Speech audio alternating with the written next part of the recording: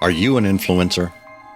Now, I know the word has taken on a negative connotation thanks to the hordes of individuals on places like Instagram and TikTok and YouTube, people who just simply amass followers and look for adoration. But I'm talking about influence in the true sense of the word, convincing others to join you in pursuit of something. One of the hallmarks of leadership is being able to influence others, and it's a matter of more than just having followers. Influence is the third in our series of 4 core leadership skills we're covering here in separate episodes. And if you're keeping track, the first 2 were self-awareness and communication. You can find those back in episodes 68 and 70. Anyone in a position of power can issue a command, but leaders who inspire, persuade, and encourage can create a common goal and achieve results. It's the difference between saying go and let's go. Developing your influencing and leadership skills helps you communicate your vision and goals, align the efforts of others, and build a commitment from people at all levels. And you may not know it, but you have influence at many different levels in your organization. And how you express your influence depends on your stakeholders. Do you need to influence your boss? Maybe your peers, direct reports, customers. Each of them has special concerns and issues. So here in this episode, I'm going to cover the most appropriate ways of influencing people for your particular situation. This is Timeless Leadership, where we explore the values and principles that drive extraordinary leaders. We look for the timeless virtues that are just as relevant in the 21st century as they were in the first century. Universal truths that will help make us better versions of ourselves. Hello and welcome to Timeless Leadership. I'm Scott Monty. As an executive coach and business advisor, I work with leaders at all stages of their journey. And every one of them needs to influence other people. They know who they are, they know how to communicate, and they know how to move others to action. Now, one action I'd like if you took was to give us a rating and a review on Apple Podcasts. Your opinion matters, and I hope other people get the benefit of your ability to influence. And you can check us out on Good Pods, where Timeless Leadership has been named a top 50 podcast in the management category. And by the way, I hope you're subscribed to my Timeless and Timely newsletter. Every week I offer stories for curious lifelong learners like you who are looking for answers for today's challenges. And believe it or not, leaders from the past experienced similar challenges themselves. I tell their stories and put them in context for you so you can speed up your leadership journey by learning from their failures and successes.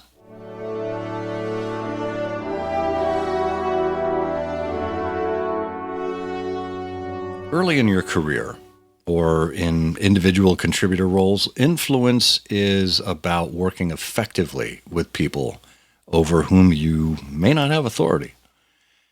It requires being able to present logical and compelling arguments and engaging in a give and take. Now, later on, when you get to more senior leadership or executive roles, influential leadership skills are focused more on steering long-range objectives or inspiration or motivation. But throughout your career, influence remains a core leadership skill. That's why we're talking about it here today. Ultimately, influence allows you to inspire other people to do great and difficult things with results that matter. So let's start off by talking about 4 key skills. Skills that matter regardless of the role in which you find yourself or the stage of your leadership journey. These 4 skills are organizational intelligence, You understand how to get things done and embrace the reality of working within organizational politics to move teams and important initiatives forward. Team promotion. Leaders cut through the noise to authentically and credibly promote themselves, but also promoting what's good for the entire organization. Trust building, because leadership often involves guiding people through risk and change. Trust is essential. And leveraging networks. No leader can accomplish anything alone. They're empowered by their connections with others. So let's get into a little bit of detail on these influencing skills and how your team and you can use them to influence others. So first, practice organizational intelligence. All organizations have two sides. You've got the formal structure that's pictured on the org chart, and the informal structure, which more often represents how things really get done. And politically savvy leaders understand both. I want to be clear here.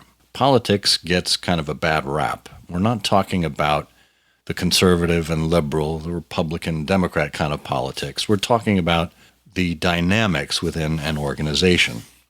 And political savvy is both a mindset and a skill set. Savvy leaders view politics as neutral and necessary as part of organizational life. And these are things that can be used constructively and ethically to advance your organizational aims. And for a leader, political skills in action might look like networking to build social capital, including mingling strategically, thinking before responding, considering context and goals before deciding when and how to express their point of view, paying close attention to nonverbal cues, practicing active listening, considering how others might feel, finding ways to appeal to the common good, and leaving people with a good impression without coming across as trying too hard. All four of those are examples of political skills to help you in advance of organizational intelligence. Number 2, promote yourself and promote your team. Self-promotion is often seen as bragging or egocentric, but leaders who know how to influence people understand that by promoting themselves authentically and for the right reasons can cut through the information that bombards us all day. You've heard the expression, closed mouths never get fed. Well, in the hands of an astute leader, authentic self-promotion isn't just a tool to advance their own career. It can provide visibility and opportunities for their direct reports. It can generate team and organizational pride and make capabilities and ideas more visible across the entire organization, ultimately enhancing collaboration and consensus. 2 self-promotion strategies stand out. First, leaders who are good at influencing others find ways to gather an audience. They may ask more people to be part of their team, initiative, or problem-solving process. And second, they always find ways to put on a show and step into the spotlight at selected events and meetings, sometimes creating their own events. And in doing these things, they help highlight the successes of their team. The third skill, build and maintain a foundation of trust. Building and maintaining leadership trust is essential. Without trust, leaders, they may be able to force people to comply, but they'll never get your full commitment and capabilities and creativity that you can offer. Leveraging these assets is invaluable when tackling tough challenges or making strategic change. So trust is vital. People look for leaders who can appreciate their vulnerability and inspire them and understand them and support them and guide them through looming chaos. This requires the leader to demonstrate a broad range of expertise and behaviors, some of which might seem contradictory, but when used in an appropriate and timely manner, create conditions that foster trust. Trust involves a careful balance between pushing people into areas where they're uncomfortable while listening carefully to their concerns and feedback. Among the many balancing acts they must work to maintain, trustworthy leaders negotiate between toughness and empathy as individuals struggle with transition, as well as urgency with patience as change proceeds. Finally, the fourth skill, leverage your networks. Leaders know how to influence people and cultivate the power of networks. And organizations are increasingly dynamic. They morph in size, they shape over time, and they're even more difficult to navigate virtually. Influential leaders have a network perspective and recognize that their personal networks must also be dynamic and growing, just like the organization. And they're also strategic about choosing how and when to tap into this network. Now, across all of these influencing skills, political savvy, self-promotion, building trust, and networking, what's most important, and this is where it comes into play as far as who you're trying to influence, what's most important is context. The goal is to influence other people, not manipulate them. Effective, ethical leaders use different approaches in different situations. They choose carefully when and how to influence people, using the tactics that appeal to the head, the heart, or the hands. For example, a leader can use rational persuasion techniques when there's a bit of factual evidence to present. On the other hand, they may opt to use inspirational appeals or consultation methods to generate buy-in when discussing a new project or proposal with their team. So the influencing tactics that we're going to look at fall into three categories: logical, emotional, or cooperative appeals. In other words, using the head, heart, or hands to influence people. So first, logical appeals. This is appealing to their head. We tap into people's rational and intellectual positions. You present an argument for the best choice of action based on organizational benefits, personal benefits, or both, and appeal to people's minds. Second, emotional appeals. This is appeal to the heart. Connect your message, your goal, or your project to individual goals and values. An idea that promotes a person's feelings of well-being, service, or sense of belonging. These things all tug at the heartstrings.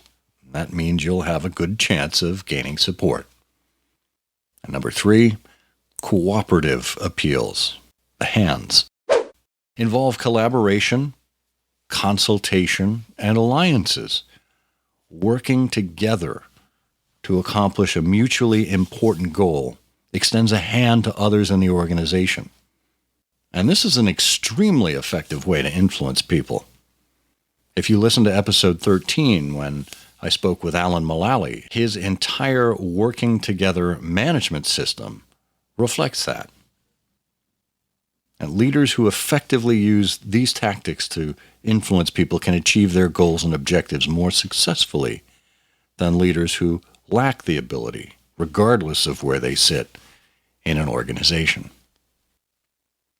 Leaders need to understand why they're doing something and to be clear about their own values, goals, and point of view when applying their influence skills and planning their approach. That way, influencing others comes from a place of authenticity, and that has the greatest impact. You're not using someone else's approach. If you're not sure where to start, think about a situation in the near future when you'll need to influence someone and reflect on the following questions to form a plan. Who am I attempting to influence? What's the situation? How much support do I need? Why do I need this person's support of my idea? What tactics can I use and how can I establish rapport? What responses do I anticipate? What mutual points of agreement can I use? How can I end on a positive note, no matter what the outcome is? When you're the leader who's used to being the influencer, it can be challenging to identify when the tables have been turned. If fellow teammates or executives are trying to persuade you, it's important to recognize when and how you're being influenced. To start, gain some self-awareness about your own biases and personal point of view. Determine your current strengths and development needs, and understand that you will typically act out of your strengths. Ask yourself, what will it take for me to be more aware and balance my typical approach to be more effective with others? The better you understand yourself, the better you'll be at understanding others. That's one of the best pieces of leadership advice of all time, to know yourself. I'll have a link to a Timeless and Timely newsletter entry on that very topic in the show notes. Make sure you check it out.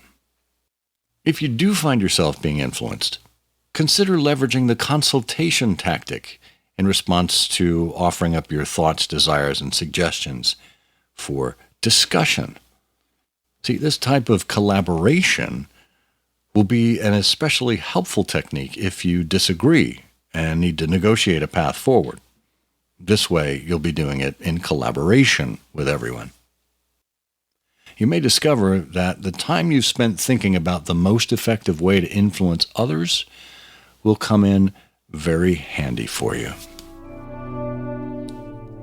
Influencing others is essential, but it's more than bossing people around. Think about those who have inspired, persuaded, or encouraged you, and how their influence has made a positive influence in your life. As we wrap up here, make sure you're subscribed to the show and newsletter and share it with someone in your sphere of influence. I'll be back next week with the final interview in Season 4, one that you won't want to miss.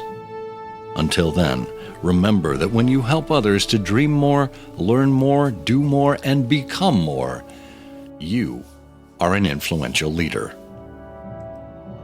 I'm Scott Monty. There's so much to learn,